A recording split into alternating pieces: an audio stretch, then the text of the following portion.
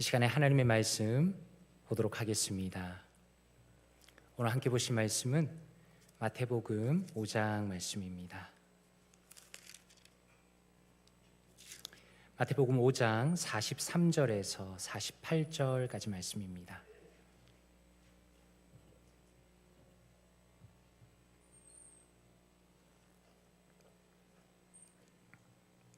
마태복음 5장 43절에서 48절까지 말씀 제가 봉독하도록 하겠습니다.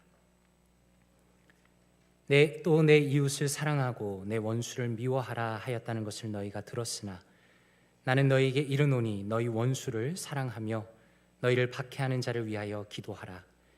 이같이 한즉 하늘에 계신 너희 아버지의 아들이 되리니 이는 하나님이 그 해를 악인과 선인에게 비추시며 비를 의로운 자와 불의한 자에게 내려주심이라.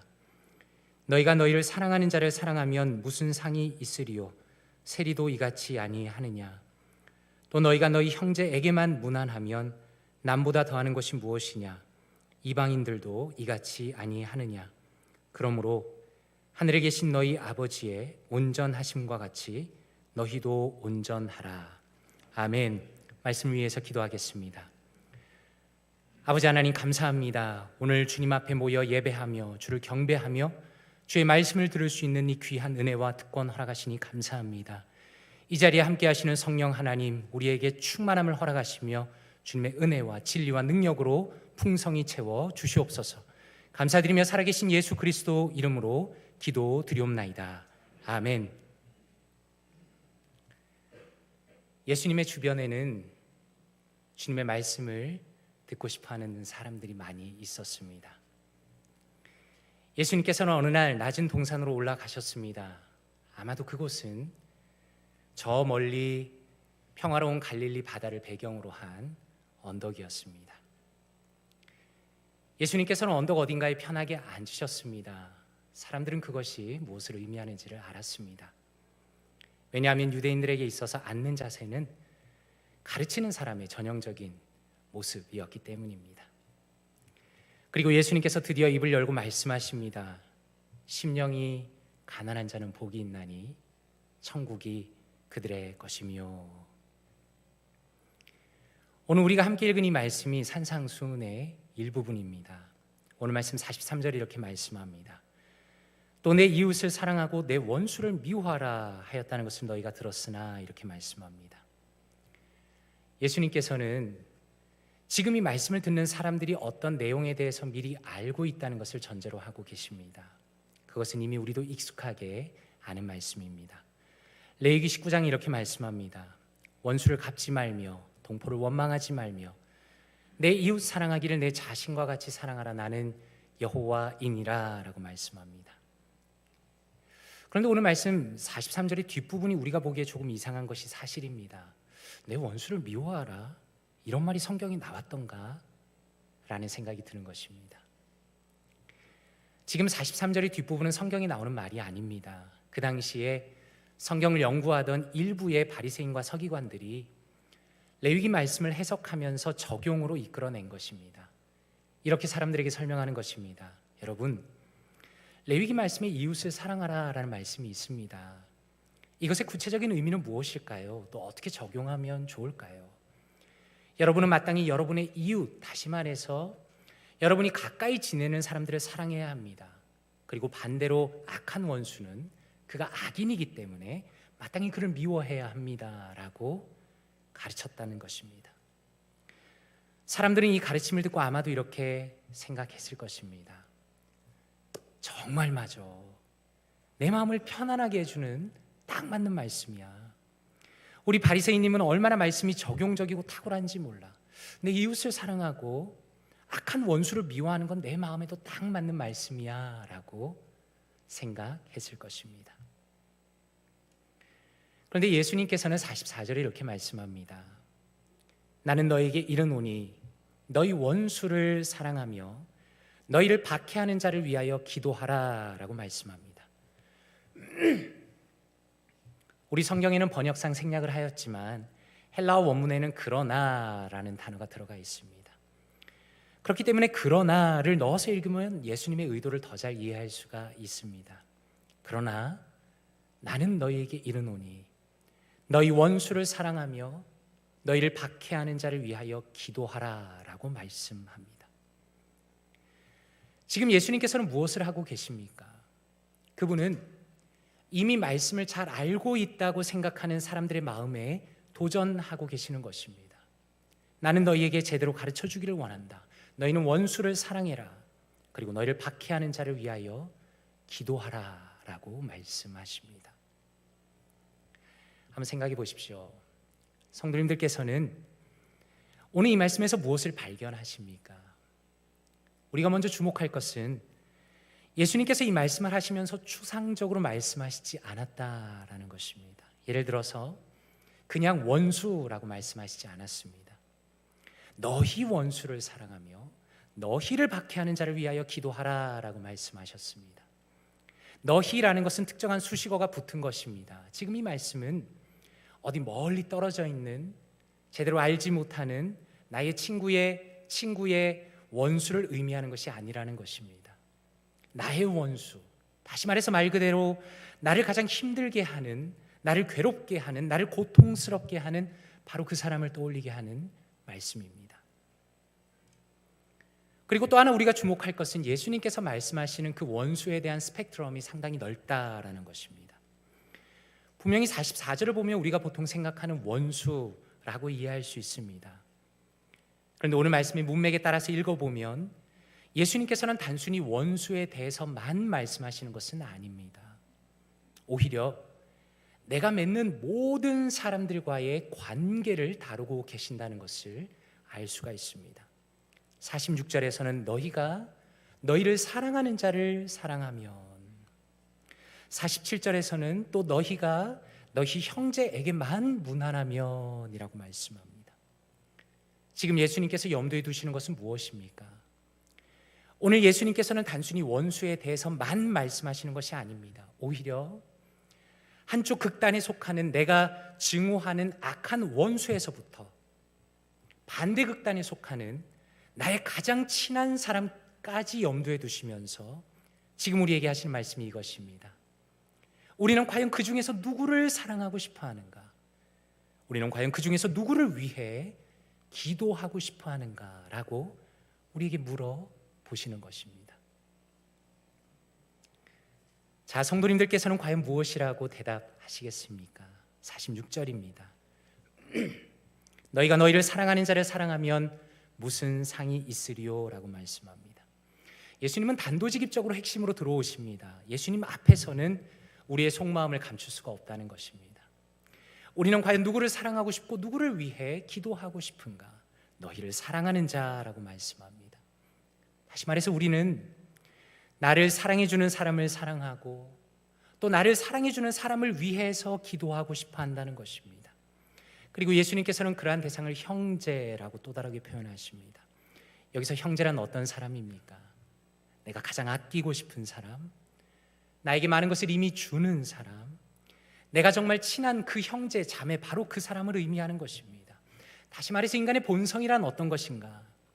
나를 사랑해주는 사람만 사랑하는 것, 나를 사랑해주는 사람만 위해서 기도하는 것, 내가 어떤 것을 받았기 때문에 그 사람에게 다시 돌려주는 것, 그리고 나의 악한 원수는 절대로 돌아보지 않고 무시하고 미워하며 살아가는 것, 바로 그것이 평범한 인간의 본성이다라는 것입니다. Think Again을 쓴 와튼 스쿨의 심리학 교수인 애덤 그랜트는 Give and Take라는 또 다른 탁월한 책을 썼습니다. 애덤 그랜트는 사람 사이에 일어나는 관계에 관심이 많았습니다. 예를 들어서 비즈니스 세계에서 누군가를 만날 때마다 모든 사람들은 어떤 선택을 한다는 것을 주목했습니다. 예를 들어서 어떤 사람들은 누군가를 만나게 되면 그 상대방으로부터 얻을 수 있는 것을 최대한 얻고자 하는 사람이 있습니다. 이 사람들을 테이커라고 부릅니다. 아니면 누군가를 만나게 되면 그 상대방으로부터 되돌려 받을 것을 생각하지 않고 그저 주는 쪽을 선택하는 사람들이 있습니다. 이런 사람들이 giver입니다. 그리고 딱 받은 만큼만 돌려주려는 사람이 matcher입니다. 그럼 matcher에 대해서 이렇게 설명합니다. 직장에서는 상호 관계가 좀 더 복잡하다. 직업적으로 철저하게 giver이거나 taker인 사람은 거의 없고 대개는 세 번째 행동 유형을 선택한다. 그 유형은 바로 손해와 이익이 균형을 이루도록 애쓰는 매처이다라고 설명합니다. 그런데 우리가 주목할 것은 이것입니다. 애덤 그랜트는 사람들이 언제 주로 기버가 되는가에 대해서 이렇게 설명합니다. 친밀한 관계에서는 거의 모든 사람이 기버처럼 행동한다. 예를 들어서 우리는 결혼 생활이나 교우 관계에서 가급적 손익을 생각하지 않고 상대방에게 봉사한다라고 설명합니다. 저에게 있어서 아주 흥미로운 것은 예수님께서 꿰뚫어 보시는 그 인간의 본질에 대해서 애덤 그랜트 역시 심리학적으로 정확하게 파악한다는 것입니다. 현대 사회에서 사람들은 매우 복잡한 인간 관계 속에서 살아가는데 주로 자신에게 친한 사람들에게는 넉넉한 기버가 됩니다. 반갑게 인사도 하고 서로 식사도 하며 친절하게 대하는 것입니다. 그런데 그렇지 않은 다른 사람들에게는 기꺼이 차별을 두고 행동한다는 것입니다. 사람들은 자신이 처한 상황에 따라서 때론 뭔가 얻어내는 테이커가 되고 때론 뭔가 주고받는 매처로 살아가는데 이러한 방식들이 현대인이 살아가는 당연한 방식이라고 생각하며 살아가고 있다라는 것입니다. 그렇다면 한번 생각해 보십시오. 오늘 예수님의 말씀을 듣는 사람들이 어떤 생각을 했을까요? 아마 이렇게 생각했을 것입니다. 아니 왜 도대체 원수를 사랑하라고 말씀하시는 거지? 그 사람이 나를 힘들게 하고 괴롭게 하고 아프게 하는데 왜 굳이 그 사람까지 사랑하고 그 사람을 위해서 기도하라고 하시는 것이지 왜 내가 굳이 기버가 되어야 한다는 것일까? 라고 생각했을 것입니다. 아마 이 자리에 계신 분들 중에도 계실 것입니다. 목사님 말도 안 됩니다. 저는 도저히 그렇게 할 수 없습니다. 목사님은 제 직장의 원수 같은 동료에게 당해보시지 않아서 모릅니다. 목사님은 제 가족 중에 원수 같은 형제에게 당해보시지 않아서 모릅니다. 그들은 저의 것을 다 빼앗아갔습니다. 그들은 철저한 테이커에 불과합니다. 그들은 받고서도 고마운 줄도 모르는 사람입니다. 어떻게 감히 그들을 사랑하라고 말씀하십니까? 어떻게 감히 그들을 향해서 기버가 되어라고 말씀하십니까? 이것은 너무나 당연한 반응입니다. 왜냐하면 지금 예수님이 말씀하시는 이 인간 관계 속에서의 명령은 우리의 자연스러운 본성과는 완전히 반대이기 때문입니다. 애덤 그랜트는 자신의 연구를 통해서 이렇게 사람들을 위로합니다. 세상적인 관점에서 가장 성공한 사람들은 진정한 기버라는 것을 밝힙니다. 그는 그 중에서 아브라함 링컨을 예로 들어서 가장 이기적인 영역인 정치계에서조차 그가 얼마나 지독스럽게 기버로서 살아가는가를 보여줍니다. 애덤 그랜트가 그의 책에서 논리적으로 통계적으로 밝히는 것은 테이커와 매처는 장기적인 관점에서는 절대로 성공할 수 없다는 것입니다. 자기중심적이고 자신의 유익만 구하기 때문입니다. 오히려 기버만이 진정한 인간관계를 맺을 수 있고 존경을 받고 다른 사람에게 좋은 평판을 얻을 수 있고 장기적으로 더 큰 성과를 발휘할 수 있는 사람이라고 증명합니다. 쉽게 이야기해서 세상에서 성공하고 싶다면 기버가 되어라 라고 조언합니다. 그렇다면 과연 성경은 무엇이라고 말씀합니까? 예수님께서는 전혀 다른 관점으로 우리의 삶에 대해 말씀합니다. 왜냐하면 예수님의 명령의 목적은 우리의 삶의 성공 자체가 아니기 때문입니다. 왜 우리가 내가 친한 사람만이 아니라 심지어 원수에게까지라도 나의 사랑과 기도를 확장해야 하는가? 왜 우리는 기버가 되어야 하는가? 45절에 이렇게 말씀합니다. 이같이 한즉 하늘에 계신 너희 아버지의 아들이 되리니 이는 하나님이 그 해를 악인과 선인에게 비추시며 비를 의로운 자와 불의한 자에게 내려주심이라 라고 말씀합니다. 지금 이 말씀은 세상적인 관점에서는 전혀 이해할 수 없는 말씀입니다. 예수님께서는 이 말씀을 듣는 우리 모두에게 다시 말해서 원수는 둘째치고 자신의 가족과 직장 동료에게조차 테이커와 매처로 겨우 살아가는 사람들에게 하나님이 누구이신가를 말씀합니다. 여기서 해와 비라는 것은 무엇입니까? 아마 인간의 생존에 있어서 가장 중요한 두 가지라고 말할 수 있겠습니다. 햇빛이 없는 세상과 물이 없는 세상을 상상이나 할 수 있겠습니까? 그렇다면 과연 하나님은 어떤 분이신가? 그분은 온 우주를 통틀어서 유일하게 가장 순수한 기버이시다라는 것을 말씀합니다. 여호와 하나님은 정말 놀라운 분입니다. 그분은 자신이 얼만큼 받았는가를 계산하지 않으시고, 그분은 자신이 받은 대로 그만큼만 갚아주시는 것도 아니고, 오히려 풍성하게 넉넉하게 넘치게 베푸는 분이라는 것을 예수님께서 말씀하십니다. 우리가 주목해야 하는 것은 애덤 그랜트와 같은 학자들은 세상을 지나치게 낙관적으로 본다는 것입니다. 그는 한 사람이 점진적으로 기버로 변한다면 반드시 그 사람이 성공할 것이라고 믿고 있는 것 같습니다. 그는 세상이 기버로 가득하면 마치 낙원으로 변할 것처럼 생각하는 것 같습니다. 그런데 그렇지 않다는 것입니다. 왜 그렇습니까? 그것은 우리가 살아가는 이 세상이 이미 죄로 가득하기 때문입니다. 인간이 테이커에서 기버로 변화되는 것은 성공이라는 당근을 제시해서 해결될 문제가 아닙니다. 저를 포함해서 모든 인간은 모두 동일합니다. 그저 나를 사랑해주는 사람만 사랑하고 싶고, 원수를 향해선 절대로 사랑을 베풀고 싶지 않은데, 그것은 우리가 우리의 죄로 인해서 영혼이 망가졌기 때문입니다. 죄로 인해서 망가진 세상의 모습은 우리의 이중적인 태도를 통해서도 볼 수가 있습니다. 사람들은 다른 이를 향해서 손가락질하며 살아갑니다. 저 사람은 너무 이기적이야. 저 사람은 정말 테이커야. 저 사람은 자기가 좋아하는 사람만 편애하는 사람이야. 저 사람은 자기 친구와 가족밖에 몰라. 이렇게 비난한다는 것입니다. 그런데 정작 자기 자신도 그렇게 살아갑니다. 이것이 우리의 죄인됨의 현실입니다.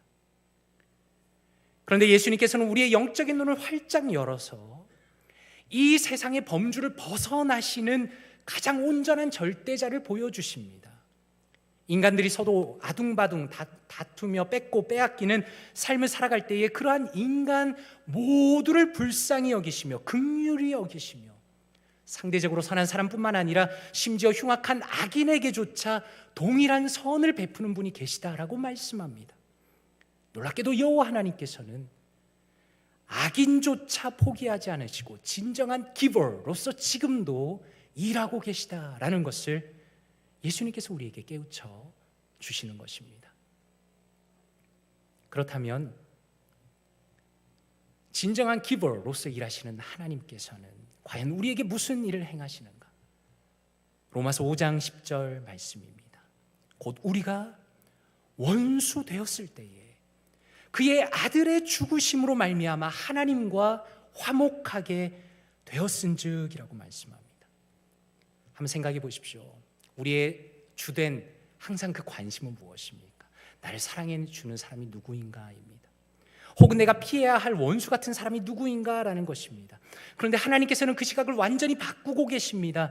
내 원수가 누구인가 고민하는 현재의 나를 사랑하는 사람이 누구인가 따져보는 그 나라는 존재가 사실은 하나님의 원수였다는 것입니다. 왜 우리가 하나님의 원수입니까? 인간이라는 존재는 그 근본이 참으로 악한 존재인데 처음부터 하나님께 반역하고 그분을 배반하였습니다. 진정한 기버이시며 모든 것을 주신 하나님을 인간이 먼저 배신하고 그분께 반역했다는 것입니다. 하나님께서는 처음부터 아담과 하와를 특별히 사랑하셨습니다. 아끼지 않고 모든 것을 다 주셨습니다. 하나님의 탁월함을 그들에게 나누어 주시고 만물을 다스리는 높은 존재로 그를 세워주셨습니다. 그런데 아담은 하나님을 배신하여 원수가 된 것입니다. 그는 자신의 창조자인 하나님의 면전에서 그분을 무시하고 경멸함으로 하나님처럼 되고자 했습니다. 그래서 결국 선악과를 따먹고 죄인이 됩니다. 그렇다면 여기서 한번 생각해 보십시오. 만약에 하나님께서 테이커 혹은 매처였다면 아마 인류 역사는 바로 그 자리에서 끝이 났어야 합니다. 하나님의 원수가 된 그 아담과 하와가 바로 그 자리에서 육체적인 생명을 잃어도 마땅한 것입니다. 그런데 어떤 일이 일어났습니까? 진정한 기버이신 하나님께서는 배신자이며 원수인 인간을 구원하시기로 작정하셨다는 것입니다. 그러므로 그분의 계획과 그분의 넘치게 베푸시는 방식은 우리의 상상을 초월하는 것입니다. 성경은 무엇이라 말씀합니까? 로마서 5장 8절에 이렇게 말씀합니다. 우리가 아직 죄인 되었을 때에 그리스도께서 우리를 위하여 죽으심으로 하나님께서 우리에 대한 자기의 사랑을 확증하셨느니라 라고 말씀합니다. 기버이신 하나님의 사랑은 말로만 하는 사랑이 아닙니다. 실제로 베푸는 사랑입니다. 우리가 여전히 죄인으로, 반역자로, 배반하는 자로, 철저하게 이기적으로 나 자신밖에 모를 때에도, 다른 사람을 손가락질하며 나의 죄악을 보지 못할 때에도 완전한 기버이신 하나님께서는 자신의 아들을 우리에게 주셨습니다. 우리가 저지른 죄의 대가들은 당사자인 우리가 치르는 것이 마땅한 것입니다. 그런데 놀랍게도 우리가 치러야 하는 그 대가를 예수님께서 홀로 치르셨습니다. 그분이 이 땅에서 경험하신 수치와 고난, 십자가에서 부끄러움과 괴로움, 고통과 그 눈물은 아버지 하나님께서 우리를 위해서 기꺼이 베푸신 사랑입니다. 하나님께서는 고귀한 자신의 아들, 그리고 자신의 전부를 죄인인 우리를 위해서 주심으로 가장 완전한 기버가 되심으로 우리를 그의 품에 안아주셨습니다. 그러므로 성경은 이렇게 말씀합니다. 로마서 8장 1절입니다. 그러므로 이제 그리스도 예수 안에 있는 자에게는 결코 정죄함이 없나니 라고 말씀합니다. 무슨 의미입니까? 예수 그리스도의 십자가의 죽으심과 부활을 믿는 자는 그분의 모든 의로움과 용서를 자신의 것으로 받은 자를 하나님께서는 더 이상 원수로 여기지 않으신다라는 것입니다. 그분은 우리의 아버지가 되셨다라고 말씀합니다. 예수님께서는 진정한 기버가 되시는 하나님께서 우리의 아버지시다라고 말씀합니다. 이 아버지라는 표현이 얼마나 우리의 마음을 따뜻하게 만드는지 모르겠습니다. 아버지와 자녀의 관계는 매우 독특하고 유일한 관계입니다. 하나님께서는 온 마음을 다해서 그분의 모든 것으로 우리를 무한정 사랑하신다라는 것입니다. 제가 보니까 저희 집 6살 막내가 하루에 10번 정도 냉장고를 여는 것 같습니다. 냉장고를 확 열고 먹을 것을 찾는데 한 번도 주저하는 것을 본 적이 없습니다. 왜 그렇습니까? 내 아버지의 것이기 때문에 그렇습니다. 아버지는 자신에게 있어서 진정한 기버라는 것을 알기 때문에, 기버인 아빠의 마음과 그 사랑을 느끼고 알기 때문에 주저없이 아버지의 것을 자신의 것으로 취하고 만족합니다. 그런 맥락에서 오늘 말씀 45절에 이같이 한즉이라는 이 말씀은 조건에 대한 말씀이 아닙니다. 인간은 결코 하나님을 향해서 완전한 기버가 될 수가 없습니다. 그 누구도 하늘 아버지에게 완벽한 만족을 드릴 수가 없습니다. 우리가 하나님께 얼마나 많은 것을 드린다 하더라도 하나님이 우리에게 주신 것과는 비교할 수 없기 때문입니다. 그러므로 하늘에 계신 너희 아버지의 아들이 되리니 라는 말씀은 성숙에 대한 말씀으로 이해해야 합니다. 왜 우리가 원수를 사랑하며 기도해야 합니까? 왜 나와 상관없는 사람이라 할지라도 나의 인간관계의 그 지경을 넓혀서 그를 위하여 사랑하며 기도해야 합니까? 그것은 우리의 세상에서의 성공을 위해서가 아닙니다. 그것은 그 사람이 알아주기를 위해서도 아닙니다. 그것은 순전히 하나님이 나에게 주신 그 사랑 때문에 그렇습니다. 하나님께서는 처음부터 우리 자신이 하나님의 원수와 같은 존재였지만 기버이신 아버지께서 예수님을 통하여 절대적인 사랑을 우리에게 부어주셨습니다. 그 사랑 안에서 지금도 우리가 필요한 것을 넉넉하게 얻고 아버지의 사랑을 누리고 있습니다. 그 아버지의 마음을 우리가 알기 때문에 과거의 나를 주님께서 넉넉하게 사랑해 주시고 친근하게 대해 주신 것처럼 지금의 나도 상대방을 향하여 기꺼이 기버가 되어 준다는 것입니다. 그래서 오늘 말씀에서 우리가 주목할 것은 하나님 아버지의 온전하심입니다. 성도님들께서는 온전함이라는 말을 들으시면 어떤 것이 생각나십니까? 좀 더 말을 바꾸어서 성숙한 하나님을 닮은 성도라는 말을 들으면 어떤 이미지가 그려지십니까? 성경 공부를 많이 하고 똑똑하고 좋은 책들을 읽고 혹은 예배를 빠지지 않고 기도를 많이 할 수 있는 그런 사람을 생각하실 것이 틀림없습니다. 굉장히 중요한 부분들입니다. 그런데 오늘 예수님께서 말씀하시는 그 온전함이라는 것은 어쩌면 우리의 생각과는 많이 다르다는 것을 알 수가 있습니다. 오늘 말씀 문맥을 통해서 보면 하나님의 온전하심이라는 것은 무엇을 의미합니까? 그리고 하나님의 자녀로서 우리의 온전함이라는 것은 어디에서 나타나는 것입니까? 그것은 우리의 인간관계에서 나타나는 것입니다. 그래서 여기에 엄청난 함정이 도사리고 있습니다. 우리는 때로는 너무나 어리석은 사람들이어서 우리가 하나님처럼 온전하다고 착각하며 살아갈 수 있기 때문입니다. 자신의 친한 사람들에게만 잘해주면서, 자신이 좋아하는 사람에게만 잘해주면서, 철저하게 나의 가족과 친구들 안에서만 기버이면서 나는 친절하고, 나는 사랑이 넘치고, 나는 하나님을 닮은 온전한 사람이라고 착각하며 살아갈 수 있다는 것입니다. 애덤 그랜트는 이렇게 냉철하게 이야기합니다. 그는 윗사람에게만 좋은 인상을 주는 데만 몰두한 나머지 자신의 아랫사람들에게 어떻게 보일지는 거의 걱정하지 않았다. 영국의 시인이자 비평가인 새뮤얼 존슨이 한 것으로 알려진 말을 인용하자면, 인간의 진정한 가치는 그가 자신에게 아무런 도움도 되지 않을 사람을 어떻게 대하는가에 드러난다라고 말합니다. 이것을 신학적으로 깊게 설명할 때 루터는 이렇게 말합니다. 만약 여러분이 친구들에게만 친절하다면 여러분이 어느 수준에서 경건한지 당신은 과연 제대로 보고 있는 것입니까? 당신은 도둑이나 악당이나 창녀나 범죄자나 혹은 악마 자신이 그런 것처럼 딱 그 수준에서 경건한 것입니다 라고 말합니다. 굉장히 충격적인 표현이죠. 왜 루터가 이렇게까지 이야기하는 것일까? 성도의 온전함이라는 것은 다른 것 어떤 것보다 다른 사람을 향한 그 사람의 태도와 마음에서 드러나기 때문입니다. 우리가 모든 것이 탁월하다 하더라도 진정한 기버가 되시는 하나님의 온전하심이 우리에게 나타나지 않는다면 우리는 사실 여전히 어린아이와 같은 성도에 불과할 것입니다. 만약 우리가 스스로 경건하다고 착각하고 살고 있다면 우리가 비록 신분적으로는 하나님의 자녀라 할지라도 실제로는 악인과 별로 다름없는 삶을 살 것이기 때문입니다. 저와 성도님들은 어떤 삶을 살아가고 있습니까? 그렇다면 하나님의 온전함을 닮아간다라는 맥락에서 오늘 말씀을 한번 다시 보면 좋겠습니다. 예수님께서는 이렇게 말씀하실 수 있었습니다. 하나님은 진정한 기버이시다 라고 말씀이 끝날 수 있었습니다. 그런데 굳이 예수님께서는 구체적으로 행동을 명령하십니다. 가장 작게는 어떤 것입니까? 너희를 사랑하는 자만 사랑하지 말라는 것입니다. 너희를 사랑하고 환대하지 않아도 그에게 친절을 베풀라는 것입니다. 형제에게만 무난하지 말라는 것입니다. 너의 절친이 아니더라도 기꺼이 무난하라는 것입니다. 그리고 그 스펙트럼이 더 많이 넓어져서 너를 핍박하는 원수에게까지 사랑을 베풀며 기도하라라고 말씀합니다. 그래서 한번 생각해 보십시오.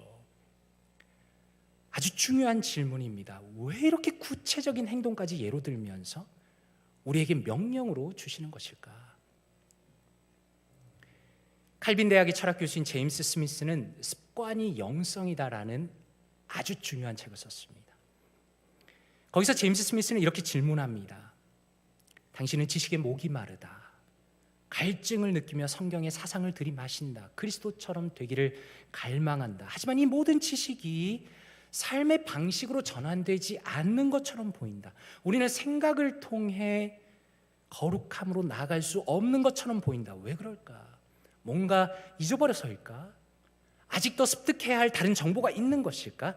아니면 충분히 열심히 생각하지 않기 때문일까라고 질문하고 있습니다. 사실 제임스 스미스는 바로 이 질문을 통해서 한 사람의 인생을 흔들 만한 중요한 도전을 하고 있습니다. 왜 우리가 변하지 않는 것일까요?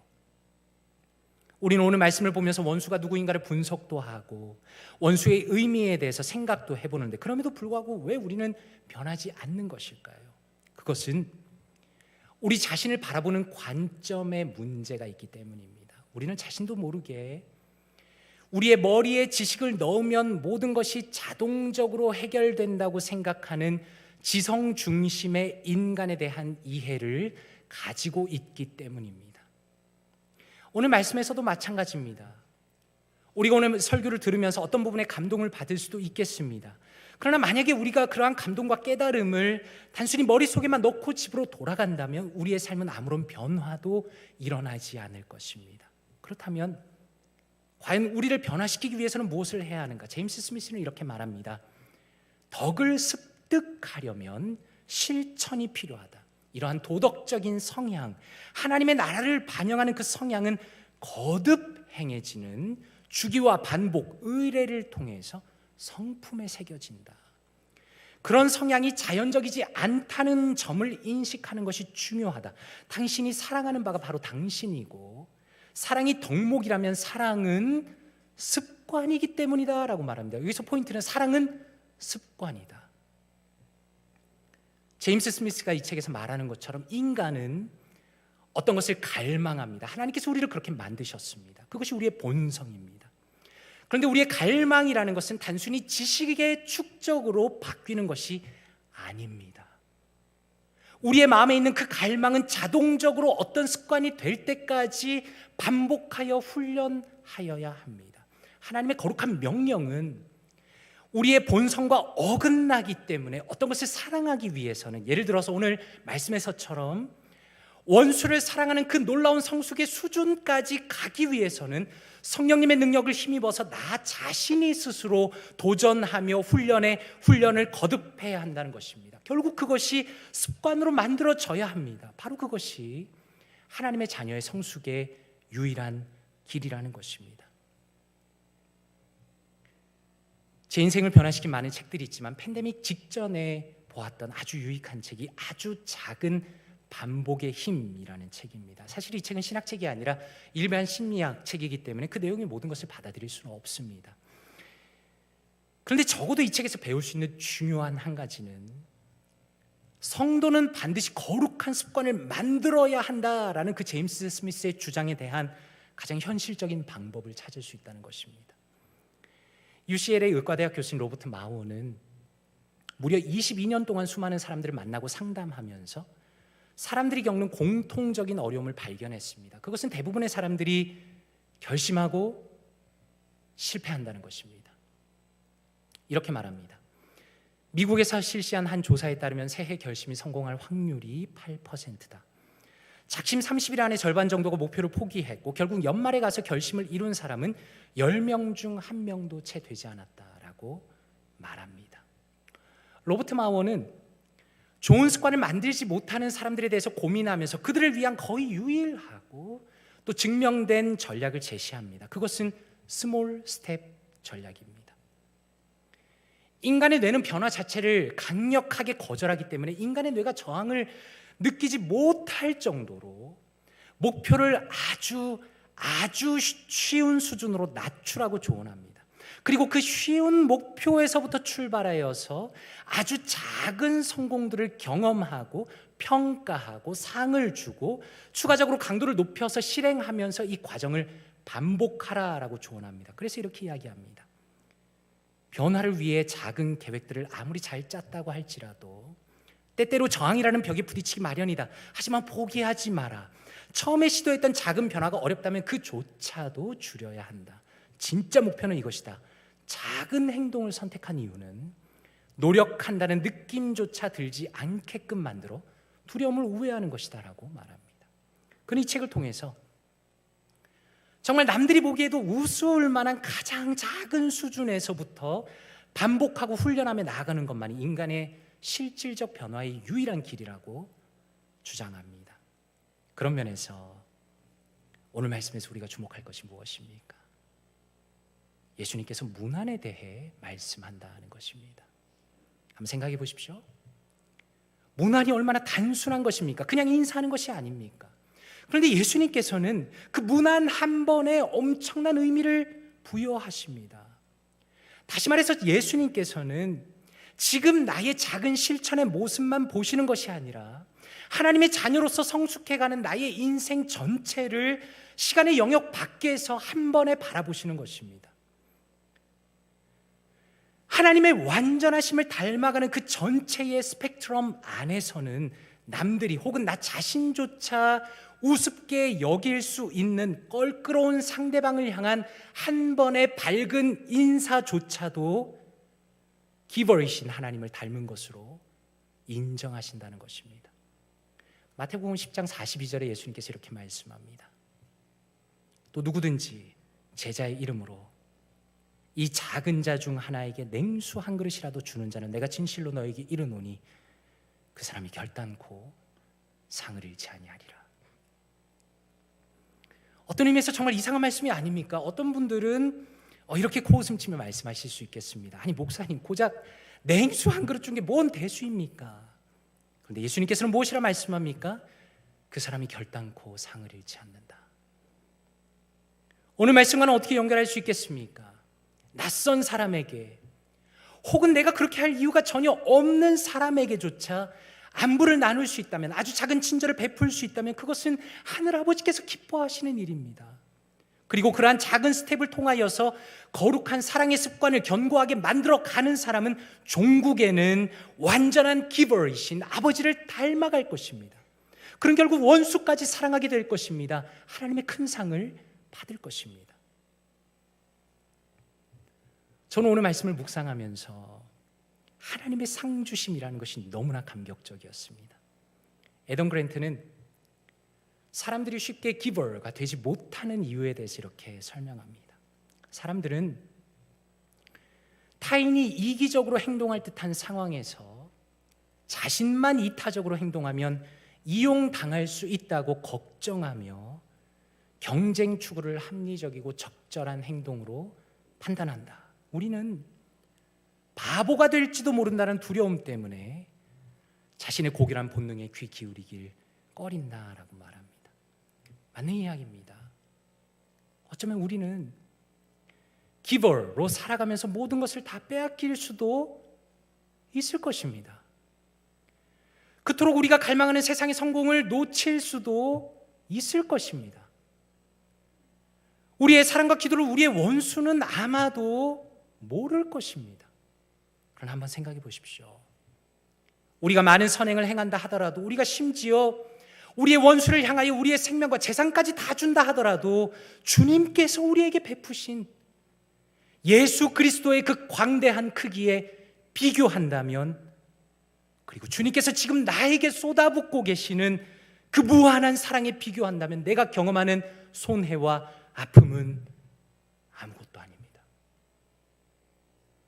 정말 놀라운 것은 무엇입니까? 아버지 하나님의 베푸신 그 사랑에 비교할 때 우리는 여전히 정말 작은 실천을 할 뿐이지만, 그럼에도 불구하고 하나님께서는 기꺼이 우리에게 상을 약속하신다는 것입니다. 하나님께서는 세상 사람들 눈에 바보가 될까봐 두려워하는 연약한 우리가 우리의 가혹한 현실을 믿음으로 이겨내도록 우리에게 그분의 상급을 약속하신다는 겁니다. 우리가 주님의 자녀로 우리의 명예를 지키며 우리의 삶을 지키며 하늘의 아버지를 닮아가기 위하여 몸부림치며 살아갈 때, 그분은 이 세상이 줄 수 없는 가장 큰 천국의 상급과 그분의 칭찬과 그분의 복주심과 그분의 은혜와 감격을 부으심으로 우리에게 갚아주신다는 것입니다. 고린도전서 15장 58절에 이렇게 말씀합니다. 그러므로 내 사랑하는 형제들아, 견실하며 흔들리지 말고 항상 주의 일에 더욱 힘쓰는 자들이 되라. 이는 너희 수고가 주 안에서 헛되지 않은 줄 알미라 라고 말씀합니다. 그러므로 성경은 우리에게 한결같이 변함없이 진정한 기버이신 하늘 아버지를 우리에게 보여주십니다. 여호와께서는 우리에게 처음부터 진정한 기버이셨고 지금도 앞으로도 영원히 우리에게 진정한 기버가 되십니다. 진정한 기버이신 하나님 안에서 살아갈 때 우리의 모든 수고와 눈물과 아픔과 시도는 주님 안에서 영원한 의미와 가치를 가집니다. 그러므로 우리는 오늘 하루를 살아가면서 매 순간마다 그분에게 찬양과 감사를 올려드릴 수밖에 없는 것입니다. 말씀을 맺겠습니다. 진정한 기버이신 아버지께서는 우리를 사랑하십니다. 그분의 완전한 사랑을 통해서 우리는 감히 하나님의 자녀가 되었습니다. 우리는 수많은 관계 속에서 존재합니다. 간절히 바라기는 우리의 현실 속에서 아버지를 닮아가기를 원합니다. 진정한 기버이신 아버지를 닮아가기 위해서 아주 작은 것에서부터 사랑의 습관이 만들어지고 나의 본성이 될 때까지 그것이 쌓이고 훈련이 되고 연습이 되고 결국 원수를 사랑하는 데까지 전진하여 나가십시오. 우리가 겪는 관계의 어려움과 눈물과 속상함과 아픔을 아버지께서는 다 아신다는 것을 기억하길 바랍니다.